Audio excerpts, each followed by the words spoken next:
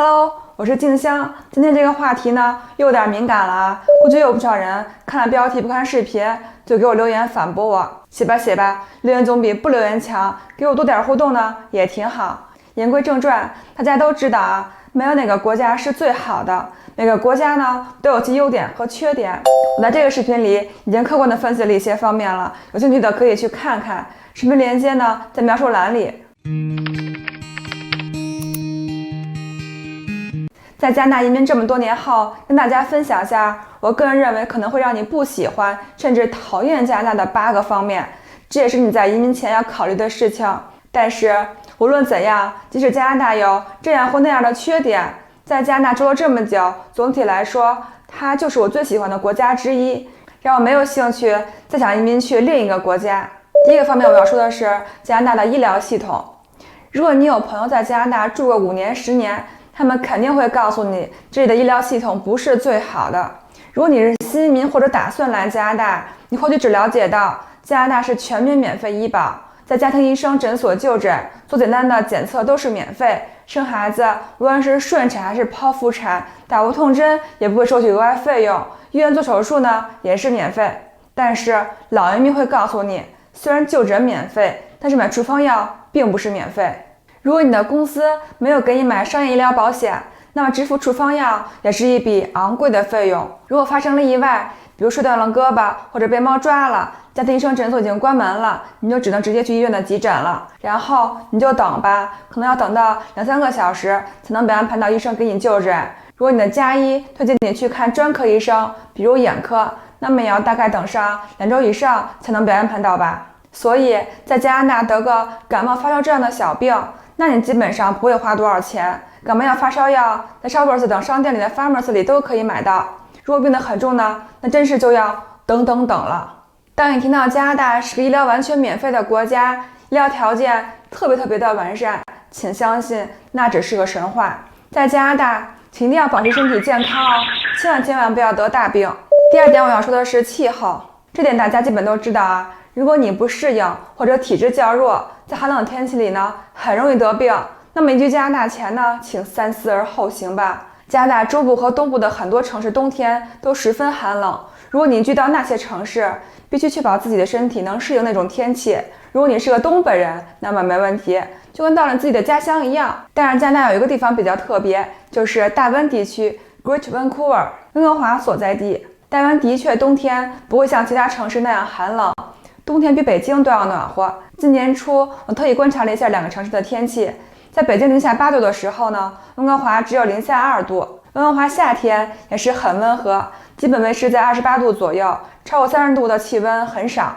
所以感觉整个夏天住在温哥华就像在度假呀。其实即使在寒冷的东部，加拿大人有法子让你在冬天不会太闷。东北有个冰雪嘉年华，加拿大的魁北克呢，冬季有一个冰酒店，冰酒店是真的可以进去的，当然你要住进睡袋里。想知道冰酒店有多 fancy 吗？请看我这个视频吧，链接也在描述栏里。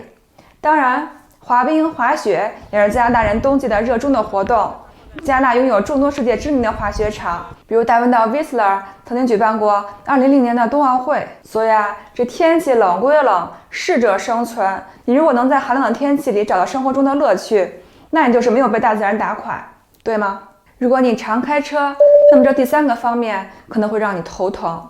加拿大的汽车保险呢，真是很贵，满足部分的条件情况下，你会得到折扣，那年也得2000加币左右。开豪车还要支付额外的豪车保险，如果出了事故，责任是你，那么第2年的保费有可能从2000加币飞涨到4000加币。而且加拿大的油费呢也不便宜，通常同一时间段比美国要贵很多。大家知道大温地区有个叫白石镇的地方吧，距离美国边境很近。有时候加拿大人呢就开车从美国边境兜一圈，在美国那边加满一箱油再回来，那比在加拿大本地加油便宜。第4个方面我要说一下，加拿大的家庭网络费用和手机计划真的是贵得离谱。在通讯条件这么发达的时代呢，加拿大的费用居高不下，反正是比中国贵多了。比如我家的 WiFi 费用是90多加币1个月，合人民币450多吧，是300兆的速度，无限量数据。这个速度呢，在线看视频什么的肯定是够了，最多可以连接12个通讯设备吧。这也是因为我是老用户，给了我额外的优惠价格，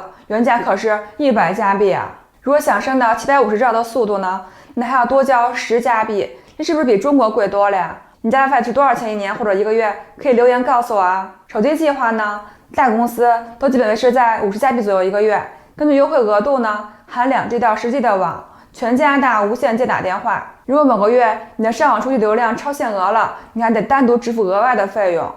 第5点就是新移民不容易找到高薪工作，这其实取决于你的职业类别。如果是 IT 业的，那么恭喜你，找到高薪工作的机会呢会大很多。我上周也在这个视频里着重的讲了放弃国内高薪的工作来到加拿大是否值当，这里边呢也有对新移民职业的规划的建议，感兴趣可以看一下，视频链接在描述栏里。来到加拿大呢，原居地的证书和学历这边可能是不承认的，证书呢比如像是医生执照、律师资格证。由于法律法规不同，即使是同一个职位类别，加拿大对该职位的要求和工作描述和你原居地的可能也不一样。这边很多职业类别都是由政府监管的，没有职业资格是不能胜任的，所以你要做好学习新知识，提升自己的准备，在简历上增加新技能，才有可能找到高薪工作。这边的很多大学、学院、培训学校都有短期或者 part-time 的证书班，认准你的职业方向，做好职业规划，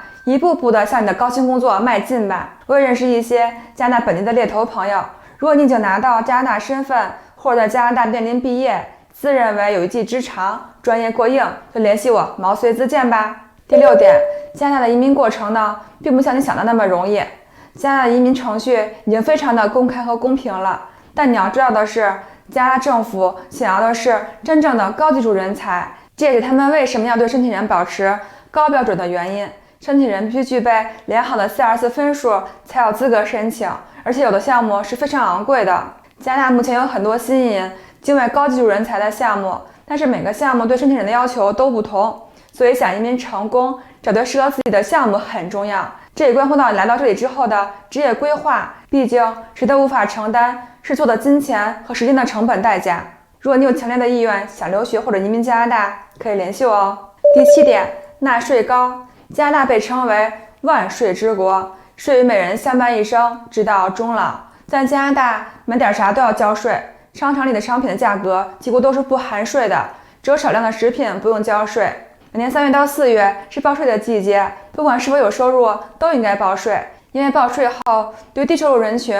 有可能会拿到退税或者各种福利，而如果不报税，那么这些钱就都没有了。这个视频发布的时候呢，也应该是报税的旺季了，提醒大家赶在4月底前报税哦。在加拿大，你的工作收入也是要扣税的，而且是要同时扣省税和联邦税的。我们可以看到加拿大官网提供的2021年联邦税的税阶，税前收入在49020加币以内，联邦税税率是 15%；216511加币以上的部分就是 33% 的税了。除此之外呢，买了房每年还要支付几千刀的地税，像 BC 省还有房屋空置税。当然这些税呢也是取之于民用之于民的，比如全民医保计划、免费的教育、免费的社区活动中心。这里纳税高，但政府呢毕竟用这笔钱改善了基础设施和人民的生活质量，所以如果你不喜欢纳税高这点，你应该改善一下自己的思维，想想这些钱到底被用来干嘛了。第8点，逐渐升温的房地产市场。加拿大的房地产过去10年来总体的价格是上涨的趋势，尤其是在大城市。2016年8月呢，从大湾地区开始，很多城市逐渐增加了海外买家税，房地产市场平静了一些日子。但是今年初呢，又开始出现购房热潮了，好社区的房子又要开始抢了。抢房是啥意思？就是不带任何条件的现金 offer，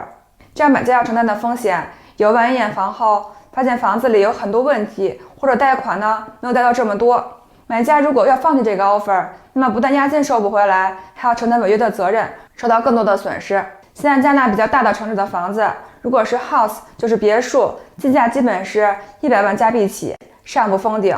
所以如果你没有一定积蓄支付首付，移民到这里短期时间内是比较难买到 house 的。所以我们可以看出加拿大的生活消费水平并不低，但实话说啊，大温的房价跟北京和上海的房价比起来还真是便宜了不少。130万加币在大温部分地区能买个宽敞点的别墅吧，有事没事可以在自家院子里种种花、蔬草什么的。但是在北京呢，650万人民币也就买个2室一厅或3室一厅的公寓吧。好啦，以上8点呢，就是我说的可能会令你不喜欢来加拿大的原因。说这些只是因为我想告诉你真相，让你来了别又后悔想回流。总的来说，加拿大是一个对各国新移民都很友好的国家，他们会给新移民提供很多免费的培训项目，比如职业培训和语言培训，可以让新移民快速融入到加拿大这个国家，为这个国家的发展出一份力。看完这个视频，你可以留言告诉我你最不喜欢的方面是哪个，或者你也可以把我没有提到的进行补充。